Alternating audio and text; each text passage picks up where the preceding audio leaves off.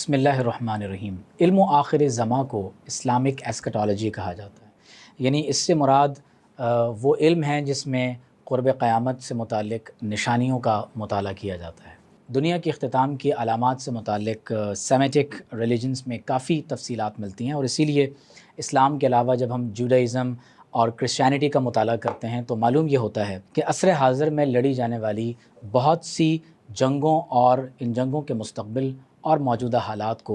انہی روایات کے تناظر میں دیکھا جاتا ہے۔ علم و آخر الزماں، اشراط الساعہ، فتن، علامات ساعہ، یہ تمام اسی علم کے نام ہیں جنہیں اللہ کے رسول صلی اللہ علیہ وآلہ وسلم نے ہمارے لیے قرآن مجید اور اپنی احادیث طیبہ میں بیان فرما دیا ہے۔ قیامت کی علامات صغریٰ ہوں یا علامات کبریٰ ہوں، حضور علیہ الصلوۃ والسلام نے اپنی امت کو قیامت تک آنے والے احوال سے اس لیے آگاہی عطا فرمائی کہ وہ ان بنیادوں پر اپنی ڈیفنس اور اوفینس اسٹریٹجی کو مرتب کر سکیں۔ صحابہ کرام رضوان اللہ علیہم اجمعین نے تو یہاں تک بیان کیا ہے کہ آپ صلی اللہ علیہ وآلہ وسلم نے ما کانا وما ہوا کائن، یعنی جو کچھ ہو چکا تھا اور قیامت تک جو ہونے والا تھا، آپ صلی اللہ علیہ وآلہ وسلم نے اس کا علم اپنی امت کو عطا فرما دیا۔ اس لیے صحابہ کہتے ہیں کہ ہم میں سب سے زیادہ بڑا عالم وہ ہے جو آپ صلی اللہ علیہ وآلہ وسلم کی ان تمام باتوں کو زیادہ حفظ کرنے والا ہے۔ ان علامات میں ایک بہت اہم اور بڑی علامت الملحمۃ الکبریٰ ہے، یعنی ایک ایسی بڑی عالمی جنگ جس کے نتیجے میں بہت سے لوگوں کا قتل عام کیا جائے گا۔ الملحمۃ الکبریٰ علامات کبریٰ کا باب ہے، یعنی جو ہی الملحمۃ الکبریٰ کا آغاز ہوگا تو اس بات کی امید کی جائے گی کہ اب جو ہی یہ جنگوں کا سلسلہ آگے بڑھے گا، اللہ تبارک و تعالیٰ اپنی علامات کبریٰ کو ظاہر فرمائے گا۔ اس حوالے سے محدثین نے اپنی کتب میں بہت سے ابواب رقم کیے، اور بعض محدثین نے باقاعدہ اس علم پر کتابوں کو مرتب بھی کیا ہے، جن میں بہت قابل توجہ حضرت امام نعیم بن حماد کی کتاب الفتن، حضرت امام ابو عمر دانی کی السنن الواردہ فی الفتن، اسی طرح امام ابن کثیر کی النہایہ فی الفتن والملاحم، امام قرطبی کی تذکرہ، اور امام برزنجی کی الاشاعہ فی اشراط الساعہ قابل ذکر ہیں۔ جنگوں کے اس سلسلے میں غزوہ ہند، ترکی، بیت المقدس، عراق، افغانستان، یمن، شام اور دیگر خطوں میں ہونے والی جنگوں کا تذکرہ ملتا ہے۔ بعض روایات میں مجاہدین اسلام کی ایک ایسی فوج کا بھی ذکر ملتا ہے جو قیامت تک حق پر قتال کرتے رہیں گے، اور کسی ملامت کرنے والے کی ملامت انہیں نقصان نہیں پہنچا سکے گی، اور بالآخر یہ سلسلہ حضرت سیدنا امام مہدی علیہ السلام کے ساتھ جا ملے گا۔ بعض احادیث طیبہ میں ایک ایسے گروہ کا ذکر ہے جن کے پاس سیاہ رنگ کے جھنڈے ہوں گے، اور یہ فوج خراسان سے اٹھے گی اور یہ بیت المقدس کو آزاد کروائیں گے۔ نبی کریم صلی اللہ علیہ وآلہ وسلم کے مبارک جھنڈے کا رنگ بھی سیاہ تھا۔ تاریخ میں تقریباً 40 سے زائد لوگ حضرت امام مہدی اور مسیح علیہ السلام ہونے کا نعوذ باللہ جھوٹا دعویٰ کر چکے ہیں، اور حال ہی میں بعض لوگوں نے امام مہدی ہونے کا دعویٰ ہندوستان میں بھی کیا۔ بعض لوگوں کے نزدیک ان کی ولادت ہو چکی ہے، اور بعض کے نزدیک وہ تشریف لانے والے ہیں۔ البتہ احادیث طیبہ سے یہ بات معلوم ہوتی ہے کہ ابھی ان کی آمد میں بہت وقت باقی ہے۔ ہمارا موضوع کیونکہ امام مہدی علیہ السلام سے متعلق اس وقت نہیں ہے، آج ہم خراسان سے نکلنے والے سیاہ جھنڈوں کی فوج کے بارے میں بات کرنا چاہتے ہیں۔ دشمنان اسلام نبی کریم صلی اللہ علیہ وآلہ وسلم کی ان احادیث کا اچھا مطالعہ رکھتے ہیں، وہ غزوہ ہند، فتح قسطنطینیہ اور سیاہ جھنڈے جیسے روحانی نظریات کو بخوبی جانتے ہیں۔ اسی لیے گزشتہ چند سالوں سے ایسے سیاہ جھنڈے جن پر کلمہ طیبہ لا الہ الا اللہ محمد رسول اللہ صلی اللہ علیہ وسلم لکھا ہوا ہے، تمام دنیا کے میڈیا میں مختلف گروہوں کے ہاتھوں میں یہ جھنڈا دکھایا جاتا ہے، انہیں دہشت گرد قرار دیا جاتا ہے، اور ان کی اسی کلمہ طیبہ کے ساتھ سیاہ جھنڈوں میں ایسی ویڈیوز وائرل کی جاتی ہیں کہ جن کو دیکھنے کے بعد انسان کا انسان سے اعتبار اٹھ جاتا ہے، اور نعوذ باللہ من ذالک کلمہ طیبہ، اسلام اور خلافت جیسے ناموں سے لوگوں کو نعوذ باللہ نفرت ہو جاتی ہے۔ سیاہ جھنڈوں کے بارے میں مختلف گروہ یہ دعویٰ کرتے ہیں کہ احادیث میں سیاہ جھنڈے والوں سے متعلق جو پیشن گوئی کی گئی ہے، اس سے مراد ہمارا ہی گروہ ہے، لہٰذا ہمارا ساتھ دینا اور ہماری مدد کرنا یہ مسلمانوں پر فرض ہے۔ سیاہ جھنڈوں سے متعلق ان احادیث اور روایات کا جاننا بہت ضروری ہے تاکہ ہم بغیر کسی کنفیوژن کے درست طور پر قرآن و سنت کی روشنی میں ہم کوئی نتیجہ اخذ کر سکیں۔ نبی کریم صلی اللہ علیہ وآلہ وسلم نے ارشاد فرمایا، تخرج من خراسان رایات سود لا یردها شیء حتی تنصب بایلیا۔ فرمایا کہ خراسان سے سیاہ جھنڈے نکلیں گے، انہیں کوئی چیز نہیں روک سکے گی یہاں تک کہ ان سیاہ جھنڈوں کو ایلیا یعنی بیت المقدس پر نصب کر دیا جائے گا۔ اس حدیث کو امام ترمذی نے اپنی سنن میں، امام احمد بن حنبل نے اپنی مسند میں، امام طبرانی نے معجم کبیر، معجم اوسط میں، اور امام بیہقی علیہ رحمہ نے دلائل النبوہ میں بیان کیا ہے۔ امام احمد بن حنبل رحمۃ اللہ علیہ نے ایک حدیث یہ بھی نقل کی ہے کہ اذا رأیتم الرایات السود، جب تم سیاہ جھنڈوں والی فوج دیکھو، قد جاءت من خراسان، کہ وہ خراسان سے نکل گئی ہے، فأتوها فإن فيها خلیفۃ اللہ المہدی، تو فرمایا اس گروہ میں شامل ہو جانا کیونکہ اسی گروہ میں امام مہدی علیہ السلام تشریف فرما ہوں گے۔ مستدرک اور سنن ابن ماجہ میں اسی بات کو من قبل خراسان یعنی خراسان کی جانب سے کہہ کر بیان کیا گیا ہے۔ حضرت امام یاقوت حموی نے خراسان کا جغرافیہ اس طرح بیان کیا کہ خراسان میں وسیع علاقہ شامل ہے۔ اس کی اول حدود وہ ہیں جو عراق، جوین اور بیہق کے قصبے سے شروع ہوتی ہیں، اور اس کی آخری حدود ہند میں تخارستان، غزنہ، سجستان اور کرمان سے ملتی ہیں۔ البتہ یہ علاقے خراسان میں شامل نہیں ہیں بلکہ اس کی حدود کے کنارے ہیں، اور خراسان کے امہات البلاد میں نیشاپور، ہرات، بلخ، طالقان، نسا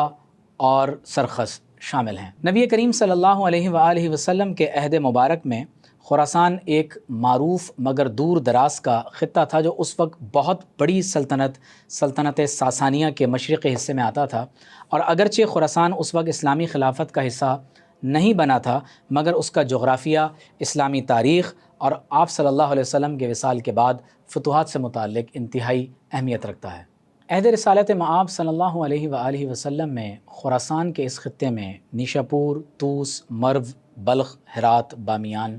طالقان اور سرخس کا حصہ شامل تھا۔ خراسان فارسی زبان کا لفظ ہے جس کے معنی سورج کے طلوع ہونے کے مقام کے ہیں۔ اس سے یہ بات معلوم ہوئی کہ خراسان میں ایران کا کچھ حصہ،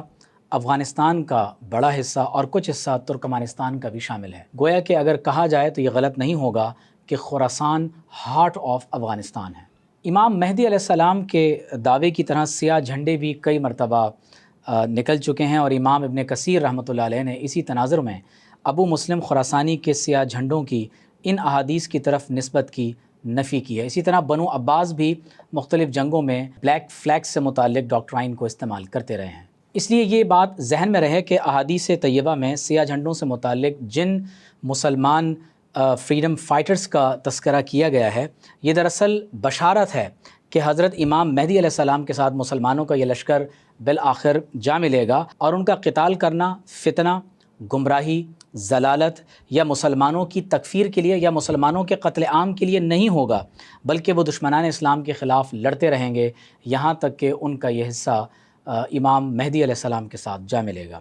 اسی لیے حضرت امام نعیم بن حماد رحمۃ اللہ علیہ نے کتاب الفتن میں ایسے گمراہ سیاہ جھنڈوں کا بھی ذکر فرمایا ہے جن کے بارے میں آپ علیہ السلام نے فرمایا کہ اذا خرجت الرایات السود، فرمایا کہ جب سیاہ جھنڈے نکل آئیں، فإن اولها فتنة واوسطها ضلالة واخرها کفر، فرمایا کہ جب سیاہ جھنڈے نکلیں تو اس کا ابتدائی حصہ فتنہ ہوگا، درمیانی حصہ ضلالت ہوگا اور تیسرا حصہ کفر ہوگا۔ اسی طرح ایک اور حدیث میں حضرت علی المرتضیٰ رضی اللہ تعالی عنہ نے کچھ یوں ارشاد فرمایا کہ جب تم سیاہ جھنڈوں کو دیکھو تو زمین کو لازم پکڑ لو،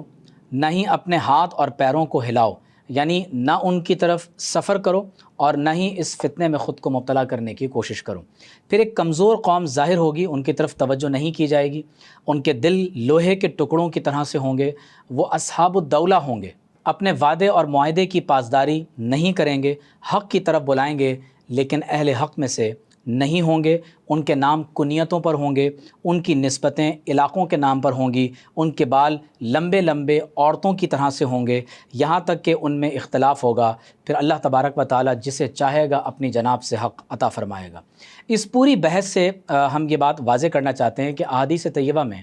متعدد مقامات پر سیاہ جھنڈوں سے متعلق ایک فوج کا ذکر ملتا ہے، اور اس سے یہ بات معلوم ہوئی کہ قرب قیامت میں برپا ہونے والی جنگوں میں ہر سیاہ جھنڈے والی فوج سے مراد امام مہدی علیہ السلام کی فوج نہیں ہے، بلکہ سیاہ جھنڈوں میں کچھ ایسے لوگ بھی ہو سکتے ہیں جو فتنوں، گمراہی اور کفر میں مبتلا ہوں۔ لہٰذا جب کبھی بھی سیاہ جھنڈوں سے متعلق احادیث اور روایات کو بیان کیا جائے تو ہمیں رایات سود میں اہل باطل کو پہچاننے میں کسی قسم کی غلطی کا ارتکاب نہیں کرنا چاہیے۔ رسول اللہ صلی اللہ علیہ وآلہ وسلم کی یہ بشارت ہے کہ بیت المقدس ضرور بے ضرور فتح ہوگا۔ حضرت سیدنا عمر فاروق رضی اللہ تعالی عنہ کے دور میں غزہ اور بیت المقدس کا یہ حصہ مسلمانوں کو اللہ تعالیٰ نے تحفے کے طور پر عطا فرمایا، لیکن دور جدید میں جنگوں کا یہ سلسلہ ہمیں بتاتا ہے کہ ہم بتدریج تیزی کے ساتھ الملحمۃ الکبریٰ کی طرف بڑھ رہے ہیں، اور ہمیں یہ بات معلوم نہیں ہے کہ الملحمۃ الکبریٰ کتنی طویل مدت تک یہ جنگ چلتی رہے گی اور اس کے کس عہد اور دور میں امام مہدی علیہ السلام تشریف لائیں گے۔ لہٰذا جب کبھی بھی آپ سیاہ جھنڈوں سے متعلق کسی فوج کو دیکھیں تو آپ نے اس معیار پر ان کی جانچ کرنی ہے کہ کہیں ایسا تو نہیں کہ ان میں فتنہ ہے، ضلالت اور گمراہی ہے اور کفر ہے، اور یہ مسلمانوں کے قتل عام کو نعوذ باللہ اپنا شعار سمجھتے ہیں۔ رسول اللہ صلی اللہ علیہ وآلہ وسلم نے ہمیں یہ بشارت عطا فرمائی ہے کہ جب وہ فوج نکلے گی جس کا خروج خراسان یعنی ہارٹ آف افغانستان سے ہوگا، وہ کسی ملامت کرنے والے کی ملامت سے نہیں ڈریں گے، یہاں تک کہ اپنے جھنڈوں کو وہ بیت المقدس پر نصب کر دیں گے۔ گویا کہ ہارٹ آف افغانستان کچھ حصہ ایران کا، کچھ حصہ پاکستان کا اور کچھ حصہ ترکمانستان کا، یہ تمام کا تمام خطہ خراسان کہلاتا ہے۔ اللہ تعالیٰ کی بارگاہ میں ہم دعا کرتے ہیں کہ جب بیت المقدس کی فتح کے لیے یہ فوج اٹھے جس کا تعلق افغانستان سے ہو، جس فوج کا تعلق پاکستان سے ہو، اور جس فوج کا کچھ حصہ ایران اور ترکمانستان سے ہو، اللہ تبارک و تعالی ہمیں بھی اپنا سب کچھ رسول اللہ صلی اللہ علیہ وآلہ وسلم کے دین کے لیے قربان کرنے کی توفیق عطا فرمائے۔ بہت ضرورت اس بات کی ہے کہ ہم کنفیوژن سے اپنے آپ کو محفوظ رکھیں۔ اللہ تعالی مسجد اقصی کی حفاظت فرمائے۔